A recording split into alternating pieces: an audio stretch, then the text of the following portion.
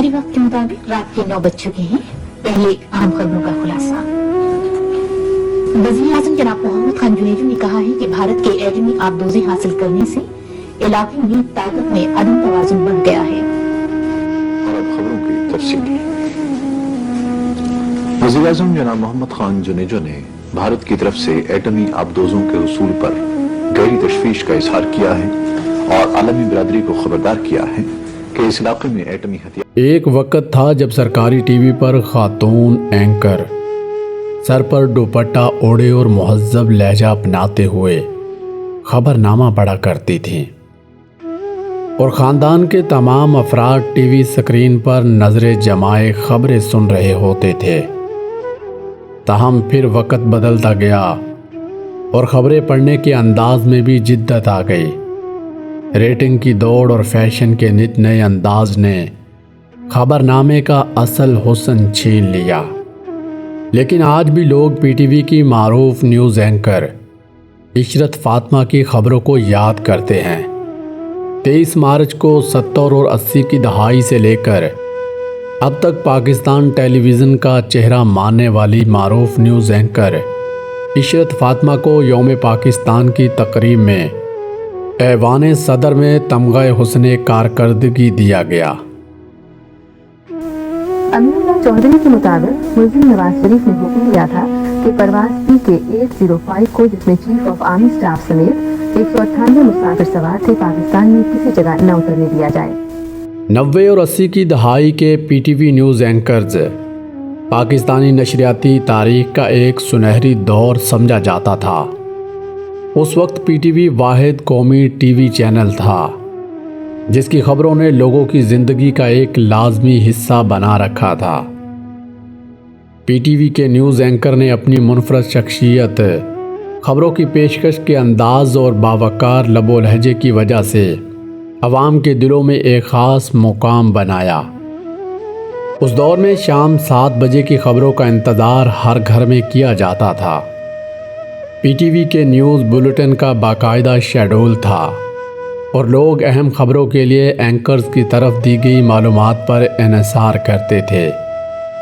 उन खबरों को देखना गोया रोज़मर्रा ज़िंदगी का हिस्सा था और पूरा ख़ानदान मिलकर टीवी स्क्रीन के सामने बैठता था। 90 और 80 की दहाई के न्यूज़ एंकर का अंदाज़ हमेशा सादा और बावकार होता था। उनका लिबास भी बहुत बावकार होता था। मर्द हजरात अमूमन सूट और टाई में मलबूस होते थे, जबकि ख़वातीन एंकर्स शलवार कमीज़ में और सर पर दुपट्टा ओढ़े नज़र आती थीं। उस ज़माने में ख़बरें पेश करने का अंदाज़ बहुत प्रोफेशनल और मोहतात होता था। उस दौर के न्यूज़ एंकर की आवाज़ का जादू नाजरीन के दिलों पर तारी हो जाता था। एंकर्स की गहरी और मुतासरकुन आवाज़ ने ख़बरों को एक ख़ास अहमियत दी। शफ़ी नकी जामी, इशरत फातिमा और रज़ा अली आबदी जैसे एंकर्स की आवाज़ें लोगों के जहनों में आज भी महफूज हैं। उनकी आवाज़ का उतार चढ़ाव और ख़बरों की संजीदगी ने ख़बरों के असर को बढ़ा दिया था। उस वक्त के बुलेटिन में सिर्फ ख़बरों पर तवज्जो दी जाती थी। कोई गैर ज़रूरी तज्ज़िया, सनसनीखेज़ अंदाज या जज्बाती बयानिया शामिल नहीं होता था। ख़बरों की संजीदगी और मालूमाती पहलू को बरकरार रखा जाता था और हर ख़बर को मुनासिब अहमियत दी जाती थी। 90 और 80 की दहाई में जदीद टेक्नोलॉजी और ग्राफिक्स की कमी के बावजूद ख़बरें पेश करने का मयार बहुत बुलंद था। एंकर्स के लहजे की गूंज और उनकी बात करने का अंदाज़ ख़बरों की असर अंगेज़ी को बढ़ा देता था। बैकग्राउंड ग्राफिक्स और ख़ुसूसी असरात की कमी के बावजूद ख़बरों की पेशकश को इतनी खूबसूरती से किया जाता था कि नाज़रीन पूरी तरह महव हो जाते थे।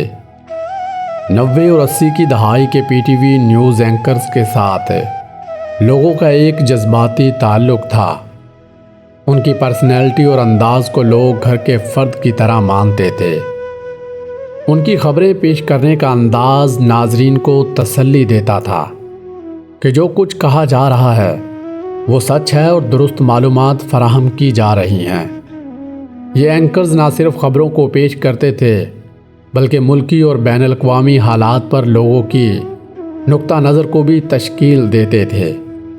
इनके दौर में ख़बरों का मयार, पेशकश की संजीदगी और एंकर्स की काबिलियत ने PTV न्यूज़ को पाकिस्तान की नशरियाती तारीख़ का एक लाजवाल बाब बना दिया।